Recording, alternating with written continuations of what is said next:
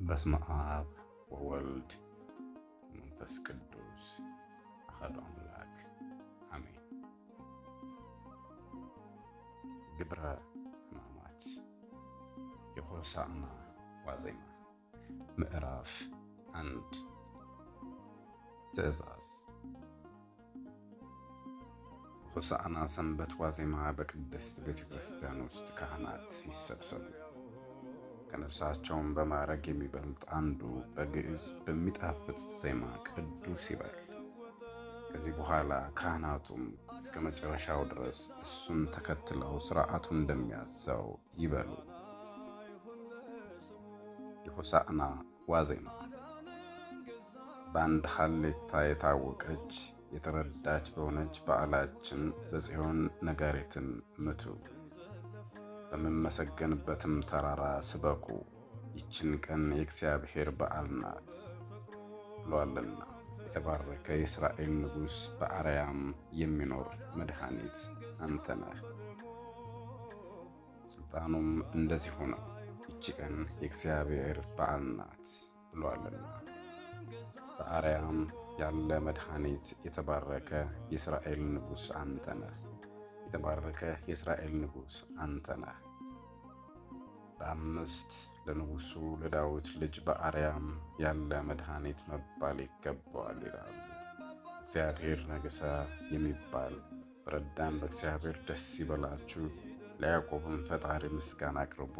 በታወቀችና በተረዳች በዓላችን በወር በባቻ በመመስገኛው ጽዮን ነጋሪት ምቱ።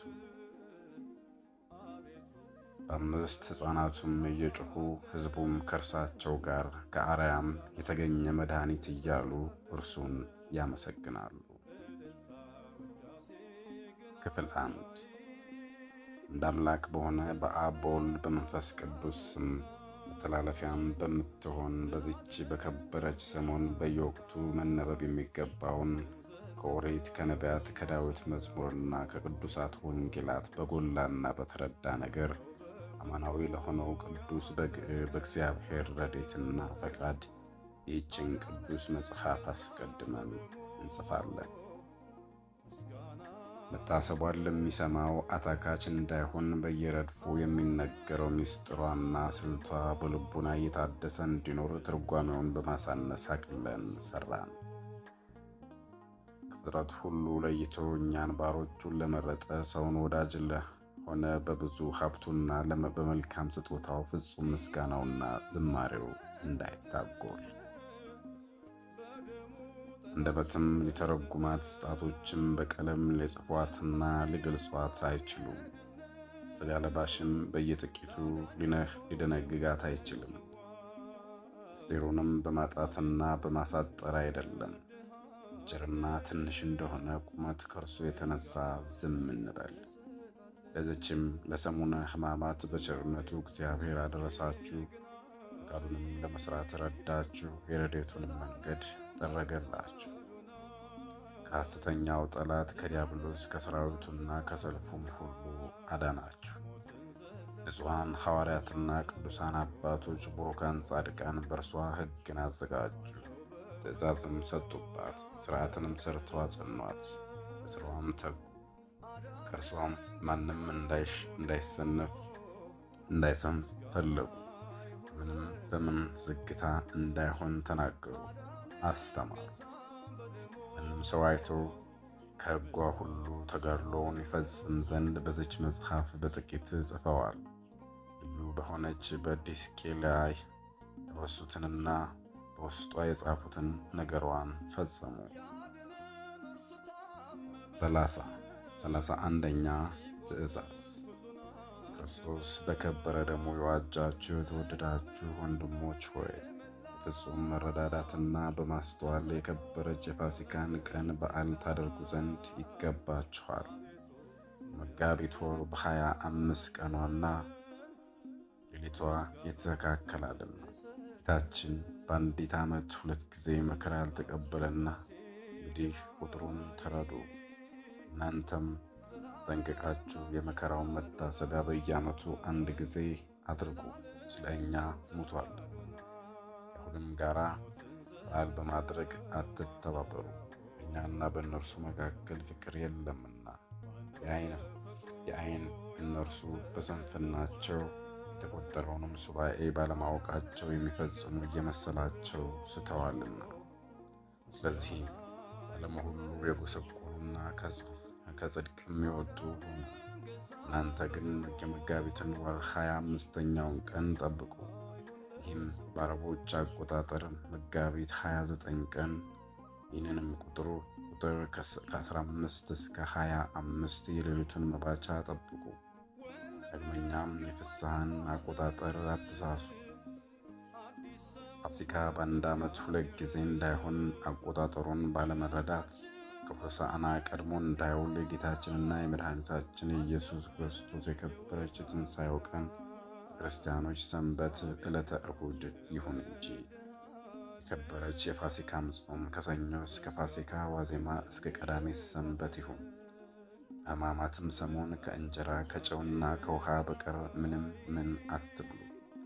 እነዚህም የጾም ቀናት ሥጋ ከመብላትና መጠጥ ከመጠጣት ተጠበቁ፣ የልቅሶና የሐዘን ወራት ናቸውና።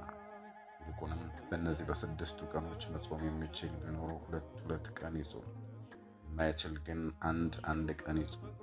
ከክፉም ሥራ ሁሉ ይጠበቅ። ጌታችን ሙሽራው ከእነርሱ ጋር ስላለ የሙሽራው ሚዜዎች መጾም አይችሉም። ነገር ግን ሙሽራውን ከእነርሱ ለይተው የሚወስዱበት ወራት ይመጣል፣ ያን ጊዜ ይጾማሉ ብሏል። ጊዜም በ6 ቀናት ውስጥ አይሁድ ከእኛ ወስደው በእንጨት ላይ ሰቅለውታልና ከበደለኞች ጋራም ቆጥረውታልና። ስለዚህም ጌታችን ወደ ሰማያት ካረገ በኋላ እኛ እንዳደረግነው ትጾሙ ዘንድ እናዛችኋለን። ሌሎችንም ቀኖች እስከ 9 ሰዓት ጹሙ። ጨምራለሁ የሚል ግን ፀሐይ እስኪገባ ድረስ ይጹም። ቤተ ክርስቲያንም ውስጥ ተሰብስባችሁ ኦሪትና መጽሐፍትን፣ ነቢያትን፣ የዳዊትንም መዝሙር እያነበባችሁ በምስጋናና በጸሎት ዶሮ እስኪጮሁ ድረስ የሌሊቱን ሰዓት ጠብቁ። የሚጠመቁትንም ካጠመቃችኋቸው በኋላ በመፍራትና በመንቀጥቀጥ ሆናችሁ የዳዊትን መዝሙር አንብቡ። ለሕዝቡም ለነፍሳቸው የሚጠቅማቸውን አስተምሯቸው። እስራኤል ወደ ንስሐ ተመልሰው ከክህደት ይድኑ ዘንድ እግዚአብሔርን ለምኑት። ፈራጁ ጲላጦስ እጁን ታጥቦ ከዚህ ከጻድቅ ሰው ደም እኔ ንጹሕ ነኝ ብሏልና። እስራኤል ግን ደሙ በእኛና በልጆቻችን ላይ ይሁን እያሉ ጮኹ። ከዚህም በኋላ ጲላጦስ ንጉሣችሁን ልስቀለውን አላቸው። እነሱም መልሰው ከቄሳር በቀር ንጉሥ የለንም፣ ስቀለው። እነሱም ይህንን ካዳንከው የቄሳር ወዳጁ አይደለህም ብለው መለሱለት። ገዢው ጲላጦስና ንጉሡ ሄሮድስ ይሰቅሉት ዘንድ አዘዙ። አሕዛብ ለምን ተሰበሰቡ? ሕዝቡስ ለምን ከንቱ ነገርን ተናገሩ? የምድር ነገሥታት በጠላትነት ለምን ተነሱ? አለቆችም በእግዚአብሔርና በመሲሑ ላይ ከእነርሱ ጋር በአንድነት ለምን ተሰበሰቡ? ያለው ይፈጸም ዘንድ ነው። ዳግመኛም ወንድማቸውን እንደረከሰ በድን ጣሉ አሉ። ከዚህም በኋላ በዕለተ ዓርብ ሰቀሉት። በሦስተኛውም ቀን በዕለተ ሰንበት እሁድ ተነሳ። መጽሐፍ ቤቱ ተነስ፣ ምድርንም ፍረድባት፣ አንተ በአሕዛብ ሁሉ ላይ ሰልጥንባቸው ትኖራለህና ያለው ተፈጸመ። ዳግመኛም እግዚአብሔር ዛሬ 3 መዓልት 3 ሌሊት በከርሰ መቃብር አድሬ እነሳለሁ አለ። ድነትን አደርጋለሁ፣ በእርሱም እገለጣለሁ አለ። ሁለተኛም ቤቱ በቁጣህ ተነሳ፣ በጠላቶች በላያቸው ላይ ከፍ ከፍ በል አለ። ደግሞም ግዳቸውን በራሳቸው አምጣባቸው አለ። ስለዚህ እንዳዘዛችሁ መሥዋዕታችሁን አቅርቡ አለ። ለዚህ መታሰቢያዬን አድርጉ ብሏልና። ፍጹም ደስታ መልካም ጾምን ጹሙ፣ በዓልንም አድርጉ። ለሰዓቱም ተስፋ ያስደረገን ጌታችን ኢየሱስ ክርስቶስ ከሙታን ተለይቶ ተነስቷልና። ይህችም ሥርዓት ዳግመኛ በጌትነት እስኪመጣ ድረስ ለዘላለሙ ሕግ ትሆናችሁ። ትእዛዝ ሐዋርያት። ሮሜ ሊቀ ጳጳሳት አቡሊዴስ ከሠራው ሥርዓት የተገኘች እርሷም የሐዋርያት ትእዛዝ ናት። በሥርዓት መጻሕፍት በ22ኛው አንቀጽ እንደተጻፈ የአይሁድ ፋሲካ በሚሆንበት በሕማማት ሰሞን ሕዝቡ ሁሉ በታላቅ መጠበቅ ይጠብቁ፣ በፈቃደ ሥጋ ሁሉ ይጹሙባት፣ የሐዘንን እንጂ የደስታን ቃል እስካለመናገር ድረስ።